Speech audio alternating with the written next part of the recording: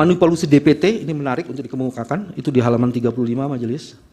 Ditemukan beberapa DPT janggal. KPU menyatakan bahwa kejanggalan dalam DPT katanya dikarenakan salah input sebanyak 502.564 pada Juli 2023 di Jawa Tengah. DPT janggal yang diduga manipulasi tersebut meliputi adanya pemilih di bawah 17 tahun sebanyak 61.040. Ada pemilih yang berusia, ini fantastis majelis, ada pemilih yang berusia 1.030 tahun dan pemilih berusia di atas 100 tahun itu ada sebanyak 1.363. Temuan data pemilih berupa nama orang yang hanya terdiri dari satu huruf, namanya cuma satu huruf, dan ada dua huruf, itu sebanyak 55 orang, dan ada juga pemilih yang dianggap janggal, seperti RT yang angkanya 0, RW yang angkanya 0, kemudian identitas RT, RW, dan TPS, itu ada sekian banyak. Yang paling menarik adalah di poin kedua majelis, itu surat suara yang tercoblos pada pasangan calon nomor urut 2. Ya. Bawaslu, ini harus diapresiasi Bawaslu. Bawaslu mengungkap data dugaan pelanggaran pemilu di Kuala Lumpur, Malaysia, di mana ada 23.000 suara, 23.000 surat yang dikirim via pos, ternyata sudah dicoblos. Bukan tercoblos maksudnya, dicoblos. Selain itu terdapat 82.000 alamat yang tidak jelas untuk pengiriman surat suara. Selain itu juga ada pengurangan suara calon dan ada politik uang, ada mencoblos lebih dari satu kali. Ini yang juga menarik sebenarnya, TPS janggal. Sejumlah TPS itu di halaman 37, poin 6, sejumlah TPS dilaporkan janggal karena tidak terdaftar sebelumnya, seperti yang terjadi di Sleman DIJ dalam keputusan KPU Sleman 02 tentang penetapan jumlah tempat suara pemungutan data tahun 2024. Jumlah TPS di Kelurahan Purwomartani, Kecamatan Kalasan, Kabupaten Sleman berjumlah lebih dari 105. Namun setelah dicek dalam laman KPU, ternyata bahwa jumlah TPS di Kelurahan Purwomartani, Kecamatan Kalasan, Kabupaten Sleman DIJ itu berjumlah lebih dari 105. Nomor TPS-nya cuma lebih terlihat aneh. Begitupun dengan anak-anak ikut mencoblos. Kecurangan termohon juga dilakukan melalui sistem IT, majelis. Saya akan membacakan sedikit saja dalam sistem IT ini. Sistem IT KPU yang di dalamnya ada Sirekap menjadi contoh terbaik untuk mengonfirmasi sekaligus menyimpulkan kecurangan dan pelanggaran pemilu yang dilakukan oleh KPU.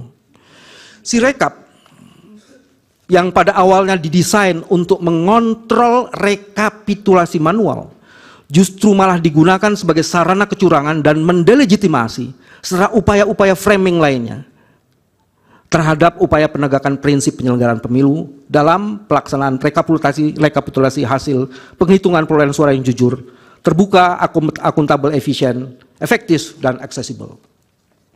Sirekap semula hendak dijadikan instrumen untuk mengontrol rekapitulasi manual. Karena itu ada majelis yang namanya Sirekap Mobile Apps yang dimiliki oleh Ketua KPPS yang digunakan untuk merekam data autentik dokumen C-hasil yang merupakan hasil penghitungan suara di TPS, sehingga seharusnya menjadi dokumen yang reliable yang dapat dipertanggungjawabkan. Nah, ada yang menarik itu di poin D majelis. Ditemukan adanya salah satu fitur yang tiba-tiba muncul kendati sebelumnya tidak pernah ada di dalam mobile apps Sirekap yang dimiliki KPPS yang memegang back-end apps. 4 hari sebelum pencoblosan, tanggal 10 Februari, tiba-tiba ada muncul fitur bypass logging dan security, sehingga ada pihak yang dapat mengubah value atau angka dalam dokumen C-hasil, karena source code dapat diubah. Munculnya fitur tersebut tidak saja mengubah angka perolehan suara di Sirekap, tapi juga potensial menghilangkan metadata dan file foto form C plano hasil. Yang selanjutnya adalah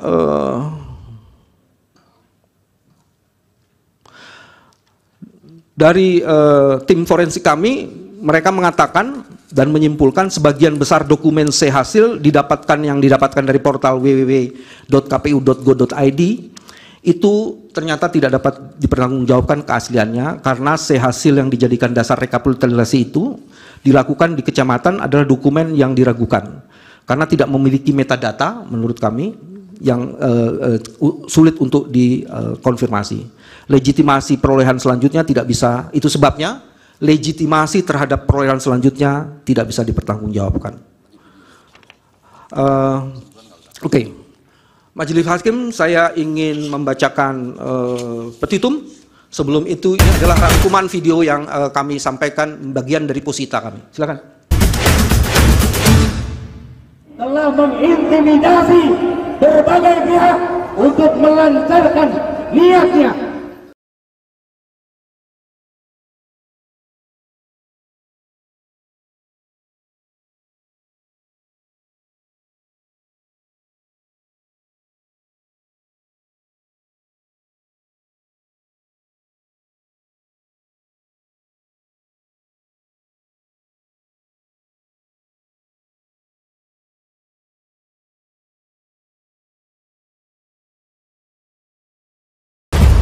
Cawe-cawe itu sudah saya sampaikan bahwa cawe-cawe itu saya sampaikan bahwa menjadi kewajiban moral. Ini kan hak demokrasi, hak politik setiap orang, setiap menteri sama saja. Yang paling penting presiden itu boleh loh kampanye. Tenang saja Pak Prabowo. Tenang saja sebentar. Kuasa saya hukum, sudah ada di sini. Stop dulu. Kuasa hukum pemohon, ini apa tidak dijadikan bagian dari bukti saja? Ini bagian dari posita kami untuk melengkapi sebelum saya membacakan petitum. Posita kan tidak ada narasi-narasi yang berupa ada video. Majelis. Tadi disebutkan cawe-cawe presiden, ini adalah bentuk lebih lanjutnya. Iya, tapi di dalam narasi-narasi ini tidak muncul video kan?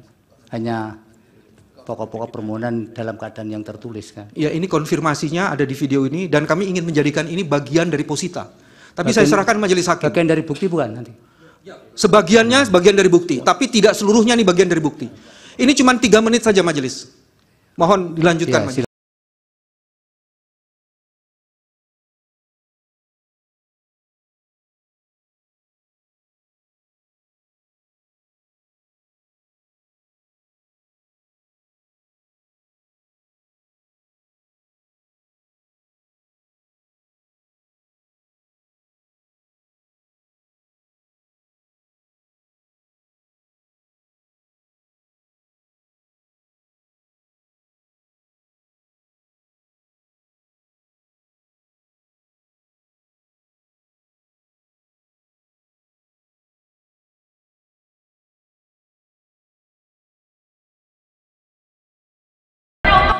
Cukup. Majelis izinkan menutup permohonan kami dengan 3 catatan. Apa yang kami bacakan ini adalah bagian tak terpisahkan dari seluruh permohonan yang kami ajukan. Termasuk apa yang tadi video yang dikemukakan. Yang kedua, mudah-mudahan proses persidangan ini akan betul-betul bisa menegakkan prinsip-prinsip azas dari pemilu dan prinsip-prinsip penyelenggaraan pemilu, dan kami meyakini itu. Dan kami akan langsung membacakan petitum. Majelis Hakim yang kami muliakan, berdasarkan seluruh uraian sebagaimana tersebut di atas seluruhnya dan sepenuh-penuhnya, pemohon memohon kepada Mahkamah Konstitusi untuk menjatuhkan putusan sebagai berikut. Pertama, mengabulkan permohonan pemohon untuk seluruhnya. Kedua, menyatakan batal surat keputusan nomor 360 tahun 2024 tentang penetapan hasil pemilihan umum presiden dan wakil presiden, anggota DPR, DPD, DPRD Provinsi dan DPRD Kabupaten Kota secara nasional dalam pemilu tahun 2024 tertanggal 20 Maret 2024 yang diumumkan secara nasional pada hari Rabu tanggal 20 Maret 2024 pukul 22.19 sepanjang diktum ke-1. Ketiga, menyatakan diskualifikasi pasangan calon presiden dan wakil presiden nomor urut 2 atas nama Haji Prabowo Subianto dan Gibran Rakabuming Raka sebagai peserta pemilihan umum presiden dan wakil presiden Republik Indonesia tahun 2024. Keempat, menyatakan batal keputusan Komisi Pemilihan Umum Republik Indonesia nomor 1632 tentang penetapan pasangan calon peserta pemilihan umum presiden dan wakil presiden Republik Indonesia tahun 2023 tertanggal 13 November 2023 dan juga keputusan Komisi Pemilihan Umum Republik Indonesia nomor 1644 tentang penetapan nomor urut pasangan calon peserta pemilihan umum presiden dan wakil presiden Republik Indonesia tahun 2023 tertanggal 14 November 2023 sepanjang berkaitan dengan penetapan pasangan calon peserta dan penetapan nomor urut 2 atas nama Haji Prabowo Subianto dan Gibran Rakabuming Raka. Kelima, memerintahkan kepada Komisi Pemilihan Umum untuk melakukan pemungutan suara ulang pemilihan umum presiden dan wakil presiden tahun 2024 tanpa mengikut sertakan pasangan calon presiden dan wakil presiden nomor urut 2 atas nama Haji Prabowo Subianto dan Gibran Rakabuming Raka. Keenam, memerintahkan kepada Badan Pengawas Pemilihan Umum Republik Indonesia untuk melakukan supervisi dalam rangka pelaksanaan amar putusan ini.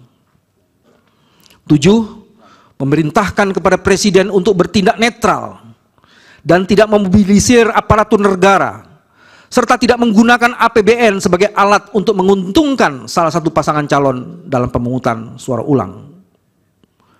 8. Memerintahkan kepada Kepolisian Negara Republik Indonesia beserta jajarannya untuk melakukan pengamanan proses pemungutan suara ulang presiden dan wakil presiden secara netral dan profesional.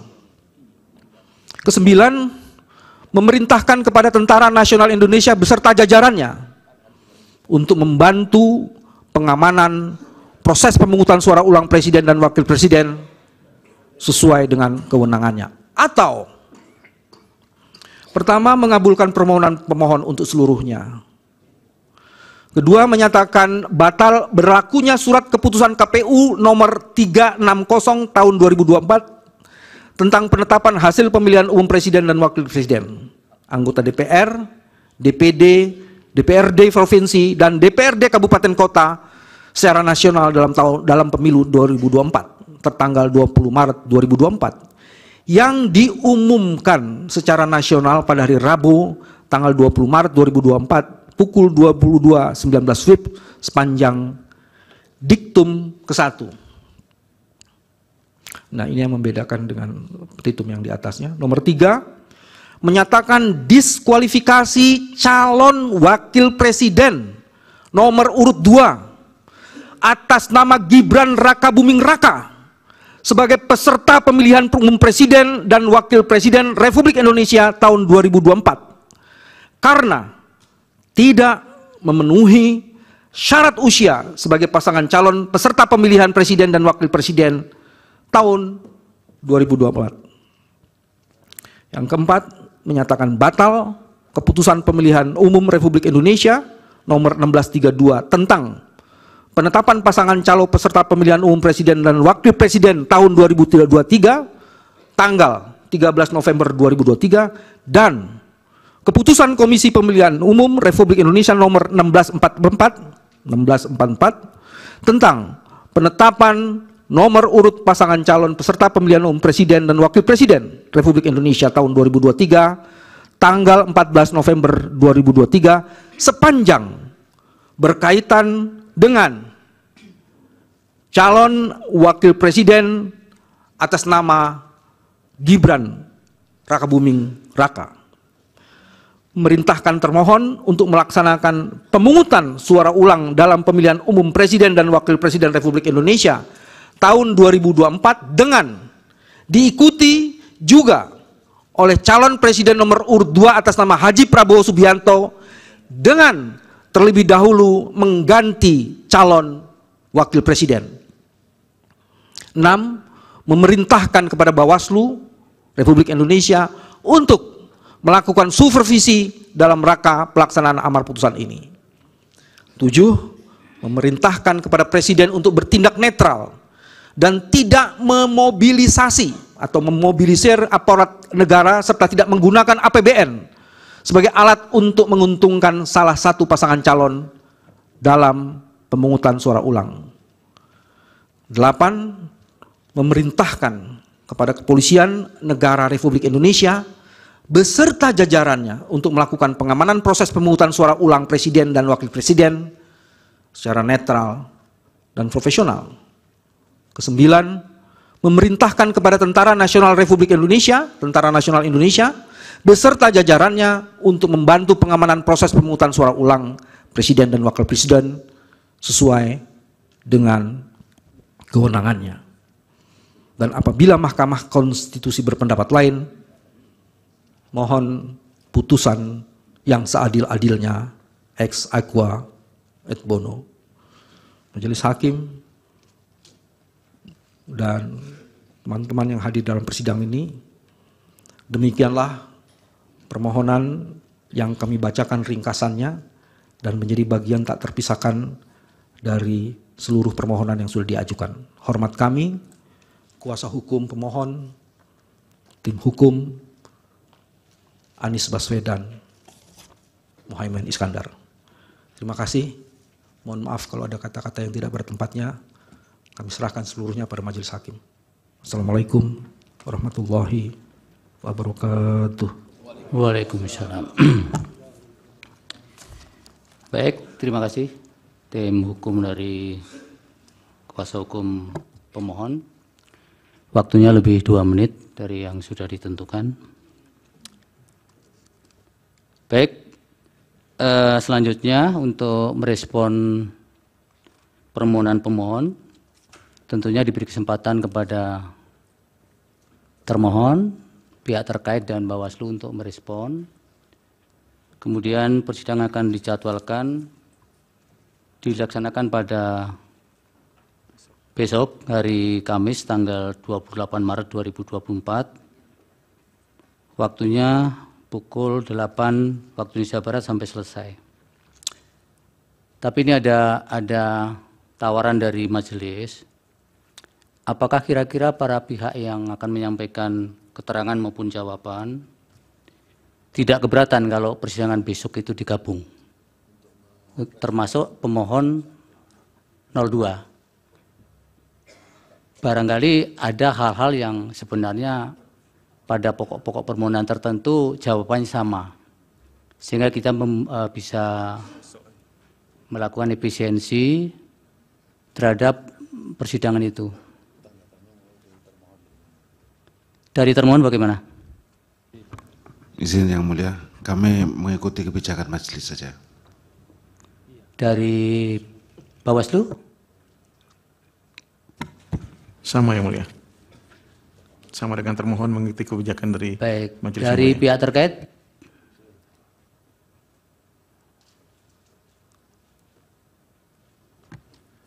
Terima kasih Yang Mulia. Kami dari pihak terkait pada kondisinya tidak keberatan dengan hal itu, namun karena memang kami harus menghadapi 2 perkara, kami mohon sidang itu besok digabung tapi dilakukan pada siang harinya, bukan di pagi harinya, supaya kami punya waktu untuk bisa mempersiapkannya. Kalau diambil tengah misalnya jam 10 gimana Pak Uto? Tidak jam 8 tapi jam 10, jadi kita ambil di tengah. Terima kasih Yang Mulia. Oleh karena memang kami menerima salinan dari permohonan ini berbeda waktunya. Dan berbeda waktu pula kami harus mempersiapkan jawaban. Saya kira tidak sepantasnya kalau permohonan yang kita terima dengan waktu yang berbeda, tapi kami harus menjawab pada waktu yang sama. Kecuali kami diberikan kesempatan memberikan jawaban sama dengan mengacu kepada permohonan yang kedua yang belakangan kami terima. Itu baru sepadan namanya. Jadi mintanya siang ya?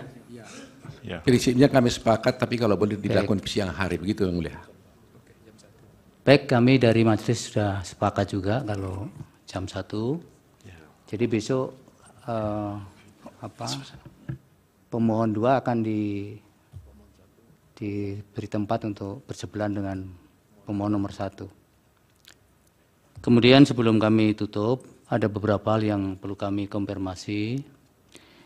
Yang pertama berkaitan dengan verifikasi berkas permohonan nomor 1 ini.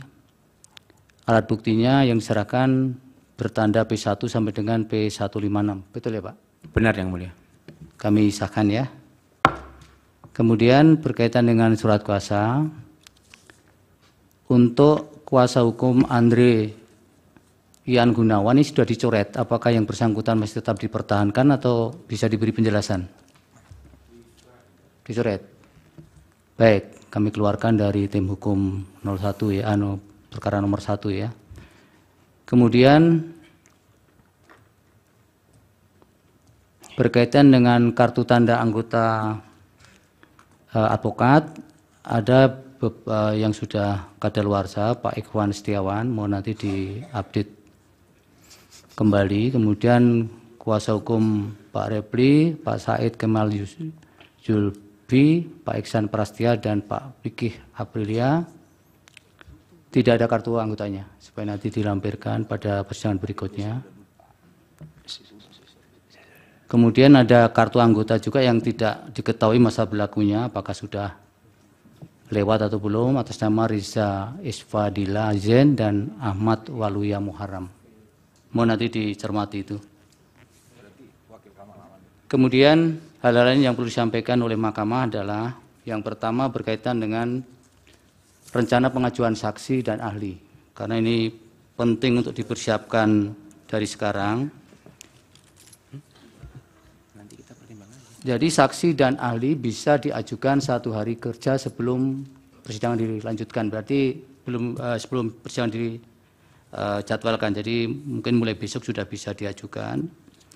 Kemudian saksi dan ahli itu berjumlah 16 untuk saksi, 3 orang untuk ahli. Tapi kalau sekalipun misalnya mau di switch, misalnya dibanyakkan ahli juga tidak apa-apa. Baik Yang Mulia, makasih. Tapi akumulatifnya tetap 19 itu. 19 ya. Baik. Ini berlaku untuk semuanya. Kemudian durasi waktu pemeriksaan kurang lebih masing-masing saksi maupun saksi nanti 15 menit dan ahli 20 menit. Itu supaya dicermati dari sekarang, sehingga ketika mengajukan daftar saksi maupun daftar ahli supaya diklaster pada bagian-bagian apa yang akan dijelaskan, supaya tidak kemana-mana nanti proses persidangan ini. Kemudian penyerahan tambahan alat bukti bisa disampaikan sepanjang persidangan ini masih berjalan, sepanjang diserahkan pada jam kerja. Jangan ketika sudah sore atau malam hari, termasuk kalau ada pihak yang akan mengajukan isage atau mempelajari bukti-bukti dari pihak yang lainnya. Itu juga diajukan dan dilaksanakannya juga pada range waktu jam kerja yang ditentukan oleh mahkamah, antara jam 8 sampai 16. Kemudian PPT tadi Pak Ari supaya diserahkan ke mahkamah dan kepada para pihak juga supaya diberikan, supaya peradilan kita ini bisa fair, bisa semua terbuka, tidak ada yang ditutup-tutupi. Kemudian jika persidangan sudah mulai, tadi ada pihak yang minta izin untuk masuk, tapi karena sudah terlambat tidak diperkenankan, supaya koordinasinya juga semakin diperbaiki. Kemudian yang terakhir berkaitan dengan siapapun yang ada di ruang sidang ini sebaiknya tidak menggunakan handphone. Tadi majelis melihat masih banyak kuasa hukum yang bermain handphone, tapi karena kami masih menjaga dan ini persidangan pertama, saya kira masih bisa dipahami itu. Tapi besok-besok kami minta supaya itu tidak terulang kembali.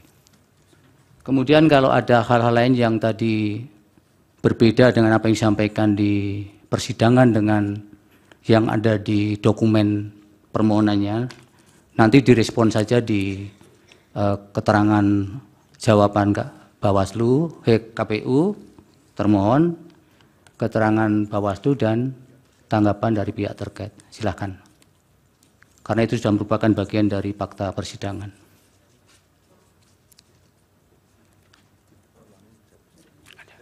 Jadi jadwal besok tidak jadi jam 8 tapi pukul 13 waktu Indonesia Barat dengan agenda jawaban termohon, keterangan Bawaslu dan tanggapan atau keterangan pihak terkait. Baik untuk permohonan nomor 01 sampai maupun permohonan 02. Ada pertanyaan? Cukup? Izin Yang Mulia dari pemohon. Apa Pak Heru? Terima kasih Yang Mulia. Berkenaan dengan penyampaian nama-nama saksi dan ahli Yang Mulia. Iya. Sesuai dengan jadwal yang ditetapkan, pemeriksaan pembuktian untuk pemohon 01 adalah hari Senin. Nah, sedangkan di dalam kalender nasional hari Jumat adalah hari libur Yang Mulia. Jadi mohon kiranya mendapatkan diskresi untuk menyerahkan daftar nama saksi dan ahli setidak-tidaknya di hari Sabtu begitu Yang Mulia. Iya, tapi nanti kalau melakukan aktivitas persidangan yudisial yang tidak di hari kerja, nanti juga ada persoalan Pak Heru. Besok. Namun sekiranya nanti ada renvoi bisa disampaikan pada saat persidangan. Jangan satu hari persidangan ketika itu hari libur. Nanti ada persoalan dengan keabsahan persidangan kita. Baik, karena begini Yang Mulia, mohon dipertimbangkan ketika kami menyerahkan daftar nama saksi, kemudian nama-nama saksi itu bocor keluar ke publik. Nah, kami khawatir saksi-saksi ini terintimidasi sehingga takut memberikan keterangan. Ya, itu pertimbangan. Percayakan pada mahkamah. Iya. Insya Allah tidak bocor, kecuali Anda sendiri yang bocorkan.